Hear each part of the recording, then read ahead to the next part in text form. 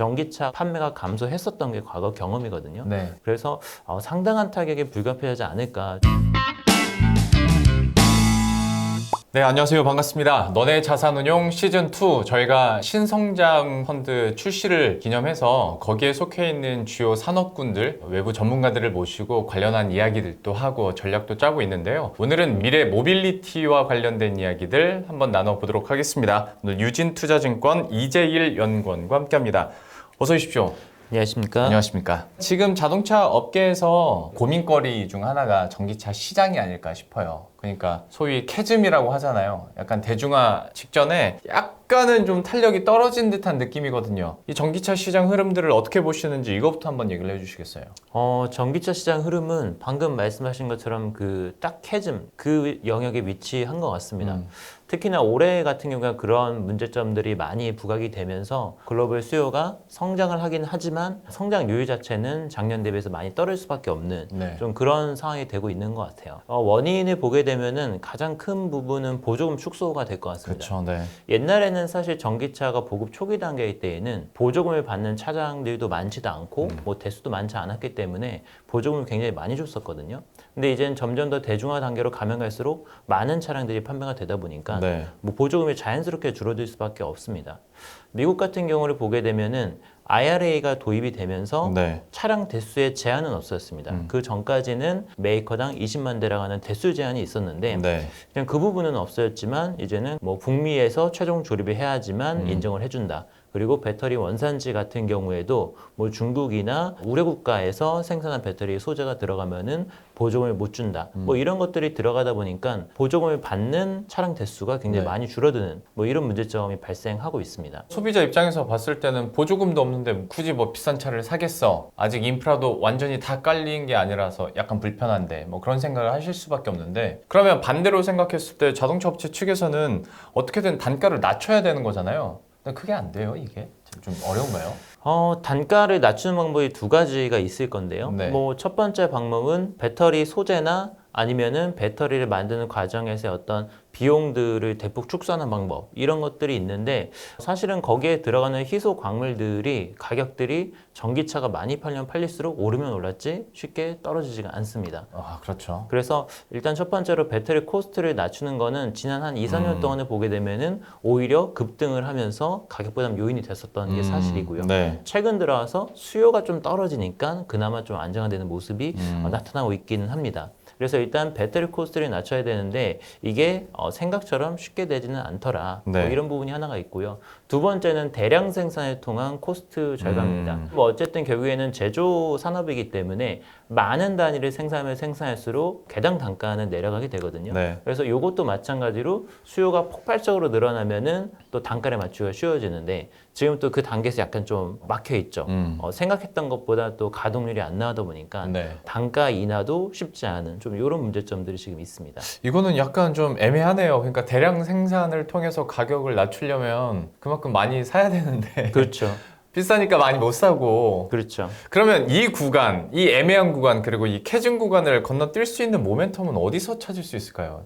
원래 그 캐즘 구간을 뛰어넘게 해주는 게 네. 사실은 정부의 지원이죠. 아, 원래는 그 구간을 정부 지원금으로 뛰어넘어라 이렇게 산업의 육성책을 펼치는 건데 지금은 약간 거기를 뛰어넘으려고 하는 과정에서 너무 빠르게 또 보조금이 좀 축소가 된 게 아닌가 좀 이런 생각이 듭니다. 그래서 만약에 지금 올해나 내년 정도 시장 흐름을 봤었을 때 생각보다 전기차 확산 속도가 너무 느리다. 네. 그러면은 정부 보조금이나 이런 것들이 다시 한번 또 힘을 보태줘야 되는 그런 상황이 올 수도 있지 않을까 생각이 되네요.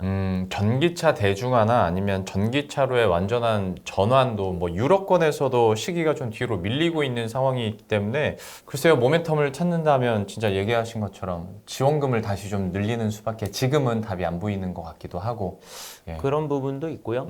또 한편으로는 배터리 기술 자체가 굉장히 좀 획기적인 게 나와서 기존 대비해서 확 배터리 코스트가 또 내려간다면은 그러면 또 다른 얘기가 될 수도 있을 것 같습니다. 이거는 원재료도 많이 캐야 되고 네. 생산 과정에서도 단가를 줄여야 되는데 배터리 업체들이 어떻게 하는지도 한번 지켜보도록 하겠습니다.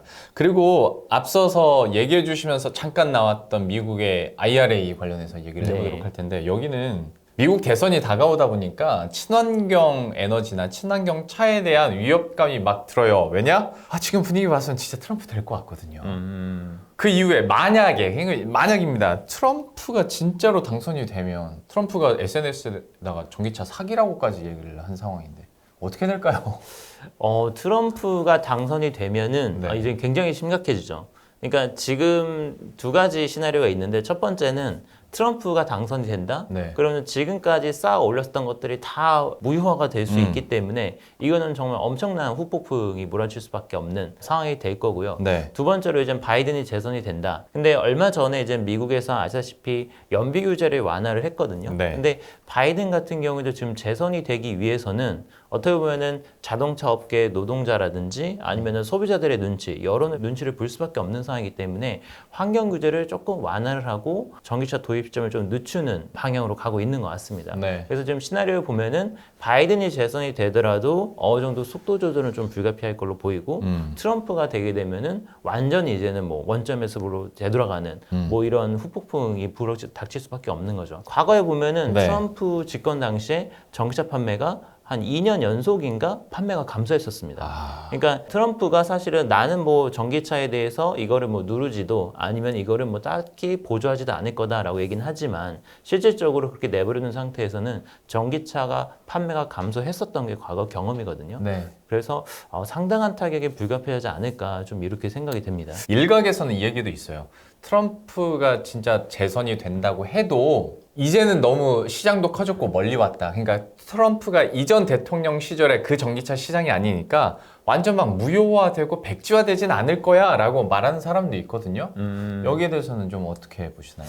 저도 어느 정도는 동의하긴 하는데 근데 사실은 굉장히 예측하기 어려운 영역이긴 합니다. 왜냐하면은 지금 트럼프가 전기차에 대해서 굉장히 비판을 하는 게 네. 과거에는 말씀하신 것처럼 전기차는 사기다, 뭐 기후변화라는 거는 사기다, 뭐 이런 식으로 얘기를 해가지고 전 굉장히 좀 과학적인 근거는 하나도 없고 그냥 본인 고집에 의해서, 본인 아집에 의해서 과학을 부정한다.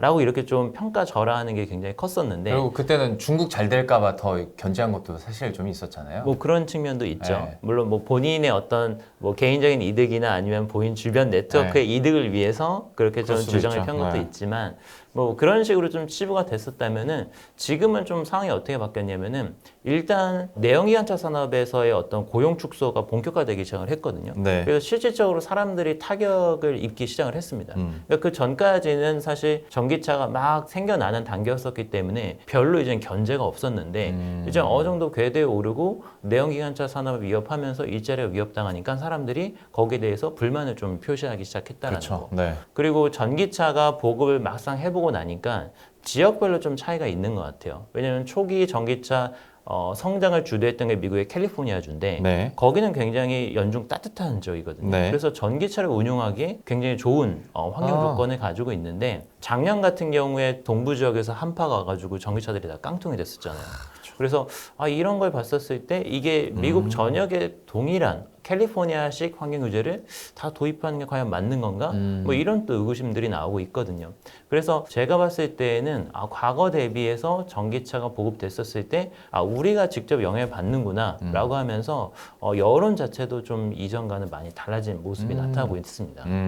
실제로 그러니까 뭐 날씨까지 저희가 생각을 해야 되고 그다음에 정책적인 변화가 어떻게 될지 이거는 사실 그냥 시나리오고 저희의 예상일 뿐이잖아요. 어떻게 될지는 한번 뚜껑을 열어봐야 알겠습니다만은 어쨌거나 미국 대선과 관련해서 각 산업별 영향력에 대한 관심들도 많기 때문에 한번 여쭤봤고요.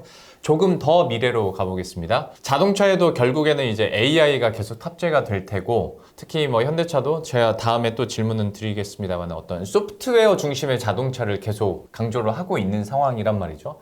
과연 자동차와 AI가 만나서 어떤 시너지를 낼 수 있을까? 여기에 대한 밑바탕도 좀 그려주시겠어요? 사실 AI와 만나는 가장 큰 접점은 당연히 이제 자율주행차죠. 자동차 산업에서는 완전 자율주행차를 만들겠다라는 꿈이 있습니다. 네. 그리고 그 꿈을 위해서 굉장히 천문학적인 금액을 매년 이제 쏟아붓고 있는 상황인데요. 근데 그 어떤 진도를 보자면은 완전 자율주행 쪽에서의 진도는 아주 빠르게 나가고 있지는 못하고 있습니다.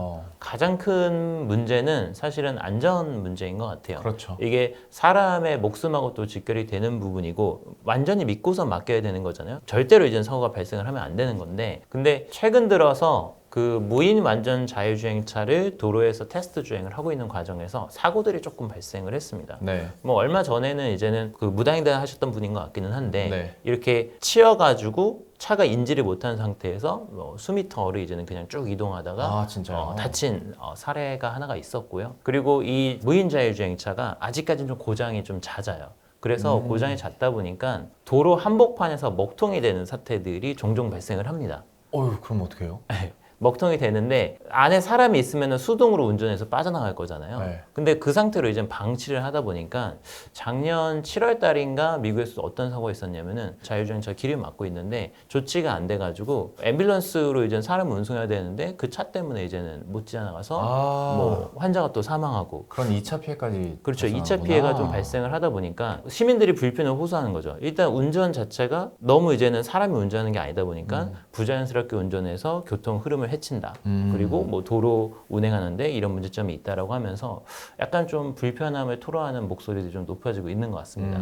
그래서 제가 생각했을 때에는 완전 자율주행은 조금 이제 시간이 걸리는 네. 기술이다라고 좀 생각을 해야 될 것 같고요.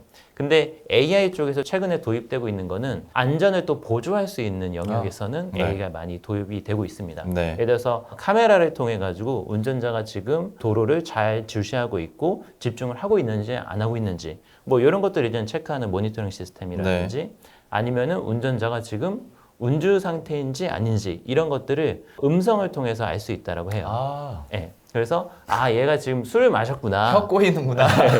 그러면은 이제는 운전을 못하게 막는다라든지 뭐 이런 것들도 지금 도입이 되고 있고요. 네. 뭐 그 외에 저희가 핸드폰으로 가지고 할 수 있는 뭐 음성 제어 기능이라든지 뭐 이런 것들도 지금 많이 도입이 되고 있기 때문에 굉장히 좀 편의사항적인 측면에서는 좀 포텐셜이 굉장히 큰 것 같습니다. 참 근데 생각해보면 그래요. 지금까지는 약간 보조 역할만 해주는 건데 이게 진짜 완전 자율주행이 되려면 기술도 오류가 절대 나면 안 되고 그렇죠. 5G도 아니고 6G는 이제 돼야 뭔가 소통이 잘 될 것 같고 그쵸. 라이더도 다 달려야 될 것 같고 이게 참 많습니다. 그래서 완전 자율주행이 좀 더디게 되고 있다라는 부분을 얘기를 주셨고 저 어렸을 때도 제가 성인이 되면 될 줄 알았거든요. 네. 영화에서 워낙 많이 나왔었으니까. 그렇죠. 근데 아직은 아니다라는 부분 말씀드리고 그러면 이제 뭔가 새로운 구석에서 주가적으로도 모멘텀을 줘야 되고 사업적으로도 모멘텀을 줘야 되는 건데 제가 앞에서 말씀드렸던 것처럼 현대차에서도 SDV 맞죠? 맞습니다. 그 소프트웨어 중심 자동차를 계속 밀고 있고 강하게 푸시를 하고 있습니다. 주총장에서도 얘기를 했었고 과연 이게 어떤 내용들인지 한번 소개부터 부탁을 드릴게요. SDV, Software Defined Vehicle의 약자인데요.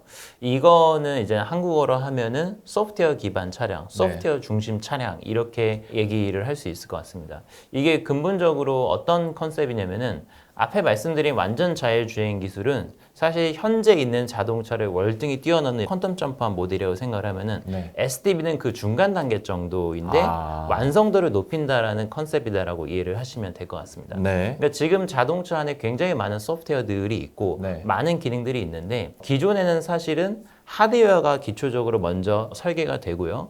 그 다음에 소프트웨어가 하나 둘 이런 식으로 얹어지는 방식으로 차량이 설계가 됐습니다.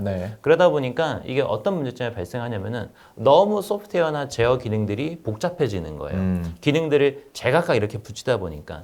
근데 점점 더 컴퓨팅 기술이 발전을 하고 그리고 차량이 해결해야 되는 문제들이 굉장히 많아지다 보니까 중앙 제어적인 방식으로 이제 바뀌기 시작을 합니다.